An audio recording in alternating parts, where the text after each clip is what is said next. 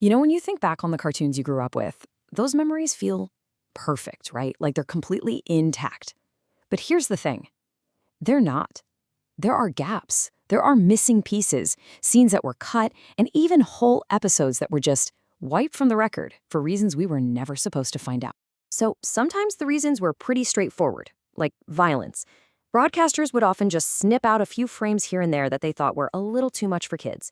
You know, a classic Tom and Jerry chase might get a little trim to tone down the slapstick, but that changes everything. It messes with the timing of a joke you thought you knew by heart, and you're left with something that feels just a little bit off. And then, of course, you've got the stuff that's just really problematic today. I'm talking about racism. A lot of classic Looney Tunes shorts, for instance, were just quietly pulled from the rotation because they were packed with some seriously offensive racial caricatures.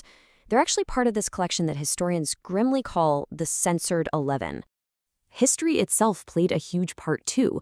Think about cartoons made during World War II. They were often straight-up propaganda, painting the enemy in these really extreme ways that, well, it made sense to people at the time. But after the war, those cartoons became these really awkward, uncomfortable relics. So a lot of them were just locked away for good because nobody wanted to keep pushing those old, hateful messages. But it's not always about taste or politics. Sometimes it's about actual physical danger. Case in point, 1997. A single episode of Pokémon aired in Japan. It had this sequence of flashing lights that was so intense, it caused seizures in almost 700 kids. No joke. That episode, Electric Soldier Porygon, was banned immediately, worldwide, and it has never, ever been shown again. So all of that is one thing. But what about the cartoons that weren't just censored, but completely vanished? This is where we get into something much, much weirder. A category called lost media. And we're not just talking about a few cutscenes here. We're talking about entire pieces of our culture that have just disappeared.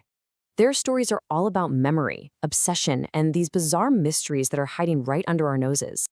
Our story tonight kicks off with just one single haunting memory, a 90-second cartoon. It aired on Sesame Street, of all places, back in the late 70s. And then it was gone, just disappeared, leaving this faint, disturbing echo in the minds of the few kids who actually saw it. This is where John Armand comes in. Back in 1977, he's 6 years old, watching Sesame Street like any other kid. But he sees something that gets stuck in his head and stays there for the next 30 years. He had absolutely no way to prove it was real, but he could never, ever forget it. And for years, that's all it was. Just this foggy memory of a girl finding these little creatures living in the cracks of her bedroom wall. And it all leads up to this encounter with some kind of monstrous figure, a creature that literally screams until it just crumbles into dust. I mean, come on, that sounds more like an internet horror story, a creepypasta, than something you'd actually see on Sesame Street.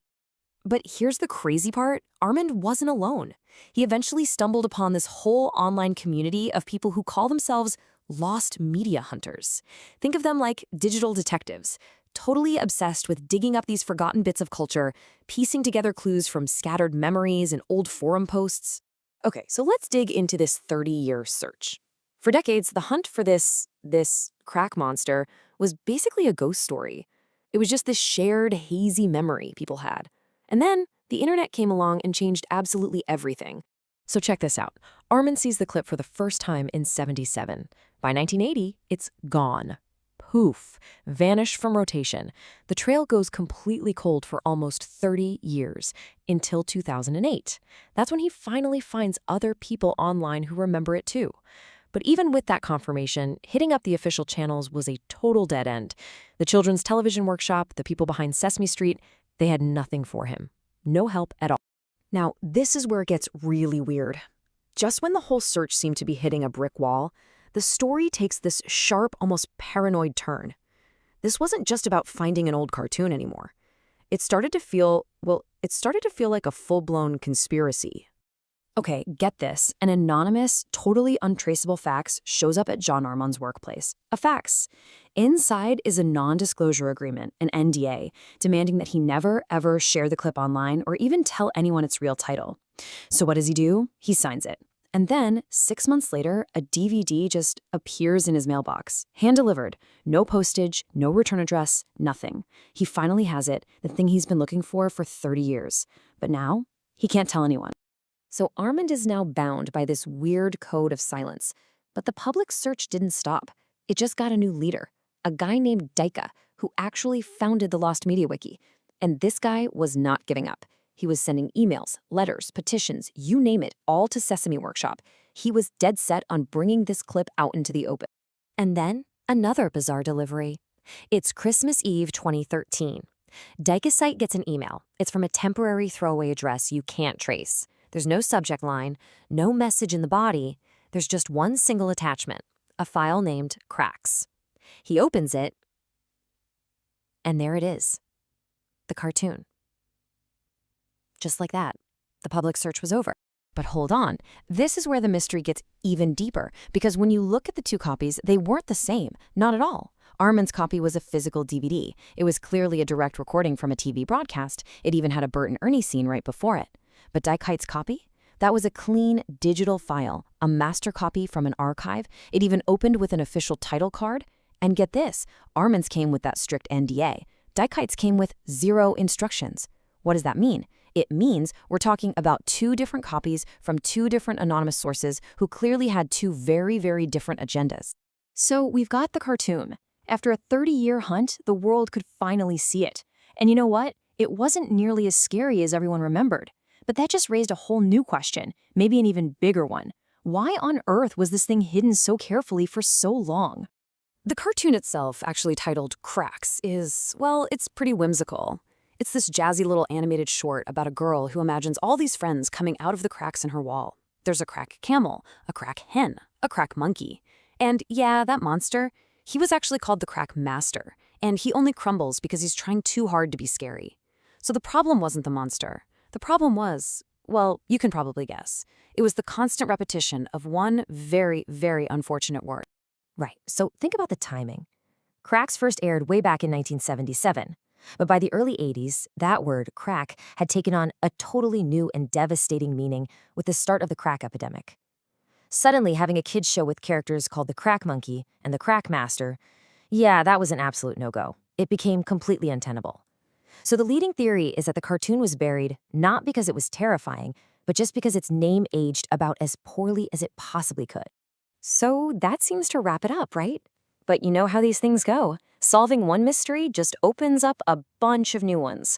Okay, sure, the clip was found, and we have a pretty solid theory for why it was pulled. But the story itself? Man, it is still full of holes. First off, who even made this thing? To this day, the animators are a total mystery. The original narrator was eventually tracked down, but all she could remember was this mysterious woman dressed in all white linen and a studio called P Imagination, a studio that seems to have completely vanished off the face of the earth. And then there are the 2 anonymous sources. Who were they, and why the cloak and dagger? Why did one of them demand total secrecy with that weird NDA, while the other just dumps a pristine master copy on the internet on Christmas Eve, no questions asked? I mean, were these insiders trying to cover their tracks, or were they just having a bit of fun with the whole mystery of it all? And that brings us to the biggest question of all. We get why the cartoon was pulled. That makes sense. But we still have no idea why the truth behind it was guarded so fiercely. Why was a simple 90-second children's cartoon from the 1970s treated like it was some kind of state secret? In the end, the whole saga of Cracks is pretty amazing. It's a testament to the power of a shared memory and what a dedicated community can achieve. But it's also a spooky reminder that some mysteries, well, they just get weirder the closer you get. Some memories aren't just lost, they're buried. And sometimes you never, ever find out who was holding the shovel.